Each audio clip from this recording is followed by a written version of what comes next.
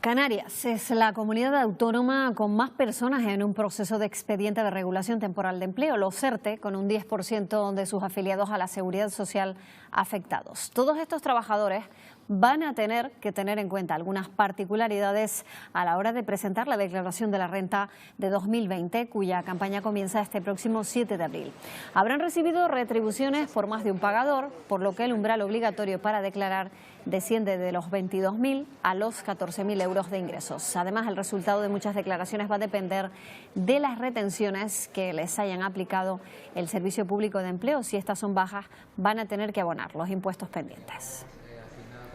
Bueno, pues para aclararnos todas estas dudas, porque seguro que hay muchas, tenemos con nosotros hoy a Estefanía Hernández, que es presidenta del Colegio de Gestores Administrativos de Santa Cruz de Tenerife, también de la comunidad.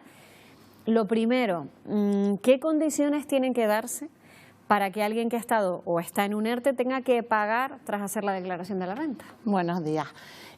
Pues sí, efectivamente, nos vamos a encontrar con muchas sorpresas este año, sobre todo aquellas personas que han estado en un ERTE.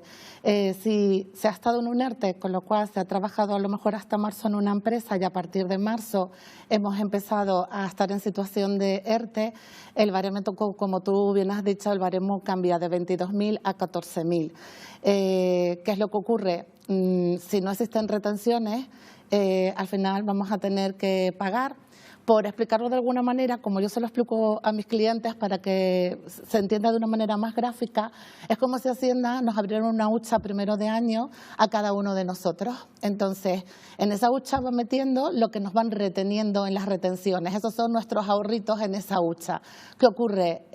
Organismos como el SEPE no han retenido nada o han retenido lo mínimo, con lo cual, si esto está planteado, el tema de la declaración de la renta está planteado para que se haga lo comido por lo servido y tengamos o no que hacer la declaración de la renta, o que si la tengamos, en la gran mayoría de los casos, nos sueliera devolver, este año hay poco dentro de esa hucha para poder devolver. Claro. Eso es uno de los problemas. Y otro de los problemas es que cuando se retiene por un solo pagador, la empresa retiene el total que tiene que retener para que salga efectivamente lo comido por lo servido y no tengamos que hacer la declaración de la renta. Claro. Pero cuando cobramos por más de un pagador, si el segundo pagador supera los 1.500 euros, es decir, si hemos cobrado más de ese ERTE de 1.500 euros, tenemos la obligación de hacer la declaración de la renta y es muy probable que nos falte por aportar esas cantidades que no ha aportado el ERTE, no ha retenido el SEPE para nosotros en esa hucha, ¿no? Claro, aquí nadie tiene la culpa de la parte ciudadana, o sea, el que va a tener que pagar no tiene la culpa, entonces esto se podía haber evitado. Hombre, el colectivo ha estado pidiendo desde hace meses que por favor aquellas personas que estuvieran en situación de ERTE se les considerara el ERTE como un solo pagador. Es decir, si solamente habías estado en una empresa y te vieron abocado al ERTE, que se te contara como que solamente tenías un pagador y no dos. Eso podía haber evitado una cantidad de declaraciones de la renta y de disgustos, porque siempre estamos pensando en ese dinerito que nos va a venir, que nos devuelven para las vacaciones del verano y demás, y apretamos muy rápido el botón a la hora de hacer la declaración de la renta. Y hay que tener cuidado siempre, somos nosotros los responsables de los datos que estén en ese borrador o en esos datos fiscales, pero este año más que nunca. Claro, este año además hay muchas excepciones, muchos cambios, ¿no? ¿Cómo se puede amortiguar el golpe? Porque solución ya no hay, ¿no? Amortiguar el golpe se puede pagar en 2 plazos o intentar pedir un fraccionamiento a la agencia tributaria con un interés, pues el interés del legal del dinero, creo que está ahora mismo en un 3,75 aproximadamente, ¿no? Es la única manera en la que si nos sale a pagar podemos amortiguarlo. Fraccionar el pago, pero nos lo tenemos que tragar. Fraccionar en pago en 2 veces no tenemos intereses. Si queremos fraccionar en pago en más de 2 veces, entonces ya sí que tenemos que negociarlo con la agencia tributaria. Claro, no hay otra alternativa. ¿Hay alguna excepción o todos los que hayan estado en ERTE van a tener que pagar? No, todos aquellos que hayan estado en ERTE, que tengan 2 pagadores, empresa ERTE, y que superen los 1.500 euros de lo que han cobrado en el ERTE o en otras empresas. O sea, a partir del segundo pagador, del segundo hacia abajo, si supera los 1.500, sí que estaría obligado. Si no lo supera, no. Vale. nos lo explicabas ahora, afectará a los que tengan más de un pagador. Ocurre también con el ingreso mínimo vital. Esto es una ayuda que han recibido las familias para intentar respirar y ahora resulta que les va a pasar lo mismo. Efectivamente. Normalmente las rentas que están exentas no tienen que hacer declaración de la renta. En el caso del ingreso mínimo vital se da la peculiaridad que por el Real Decreto en el que está regulado existe un artículo que les obliga a hacer la declaración de la renta, ¿vale? Y ahí entra todo lo que es el núcleo familiar.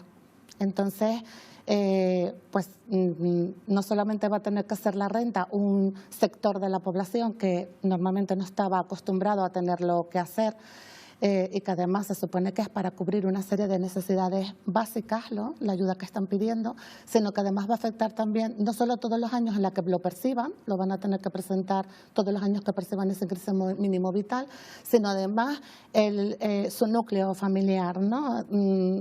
Vamos a imaginarnos que si tienen pues un hijo que ha ganado más de 1.800 euros, para que todos nos entendamos, esas rentas superiores a 1.800 euros van también a tener que declararse, con lo cual ya se está perdiendo pues la deducción, por ejemplo, por descendiente, ¿no?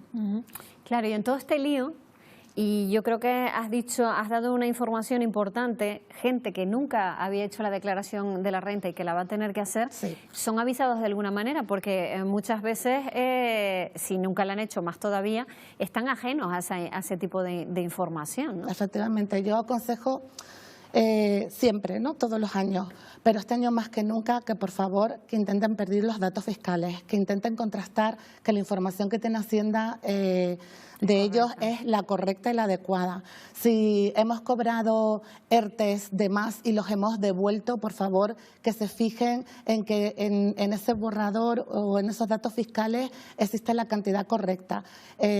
Sabemos de buena tinta que el SEPE y Hacienda están intentando hacer todo lo posible por actualizar esos datos y que figure la cantidad correcta en los datos fiscales y no sin haber corregido ya la devolución y demás. Si no fuera así, hay que declarar lo que sabemos que de verdad hemos percibido y a lo que teníamos derecho, independientemente de lo que ponga nuestro borrador, y poder acreditarlo de la mejor manera posible. Yo aconsejo normalmente siempre incluso que presentemos un escrito junto con la declaración para evitar el ser llamados y que se vaya pudiendo corregir el error que hay, ¿no?, mediante un certificado del SEPE, que sé que a lo mejor es un poco misión imposible, pero si ya hemos devuelto, por ejemplo, cantidades que habíamos cobrado más del ERTE y no nos figuran en el borrador, igual sé que sería conveniente el pedir un certificado del banco como que hemos devuelto ese dinero y aportarlo mediante un escrito como complemento a esa declaración de la renta. Claro, hay gente que se puede estar preguntando, y en medio de toda esta burocracia, de el lío administrativo que yo no controlo, ¿será mejor pedir cita en Hacienda y que hacer la declaración a través de ellos, buscar asesoramiento como el que usted puede ofrecer? A ver, yo aconsejo, y no por llevar el ascuas, no, la sardina, no, vamos a ver, yo aconsejo que siempre la gente se asesore, aunque sea de manera inicial. Independientemente de que luego dejes el trámite en manos de un profesional para que te lo haga, que por lo menos tengan el conocimiento de si tengo que hacer la declaración de la renta, no tengo que hacerla, si tengo que hacerla, qué es lo que tendría que declarar, esas cosas, porque, oye, a lo mejor no tengo que hacer la declaración de la renta, pero ¿y si tenía que hacerla y no la presenté? Y no la hice y luego, entonces, a lo mejor tengo que pagar a largo plazo. Sí, a lo mejor es un asesoramiento mínimo de poco tiempo, que en muchas ocasiones ni lo cobramos o lo cobramos de una manera simbólica, por ejemplo, y creo que al contribuyente pues le puede ayudar mucho. Por supuesto, desde Hacienda está para prestar el servicio, y desde el 24 de marzo sí que pueden pedir ya los datos fiscales, y creo que desde finales de mayo pueden ya pedir cita para que sean atendidos. Pues Estefanía Hernández, muchísimas gracias por aclararnos estas dudas. Seguro que ha ayudado a mucha gente a aclararse un poquito más. Gracias. Ojalá, gracias.